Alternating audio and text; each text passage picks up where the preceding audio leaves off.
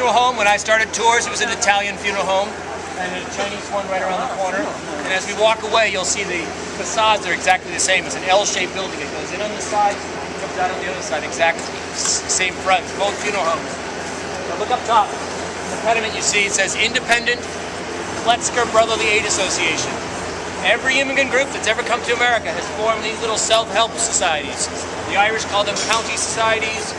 In this case, same thing, although it's the region, the geographic region sometimes is a village or a county. Kletz is a town in Poland. So immigrants from this one particular town in Poland arrive here, they band together, they start pooling money, paying for each other's funerals, paying families when the breadwinner gets sick. And eventually, as that money builds up, they can then start lending money, with the, so that people can start small businesses. And this one clearly prospered enough that they ended up owning their own building. And there are more than 100 Landsmannschaft, that's what they're called. Landsman, people from my place, my land. Schaften is Yiddish for society. So more than 100 Landsmannschaft. What I love about this particular one is, one thing is it's in a building that's now being used for something completely different. Right next door, number 3, Tangun Association. There are more than 100 Chinese family associations in this region, in this neighborhood. And Tangun, like the name Kletz, tells you where in China they came from. Same thing, they're pooling money, lending money to each other, paying sick benefits, paying for funerals, doing a wide range of services. It's a tradition going on and on. That one comes from the late 19th century.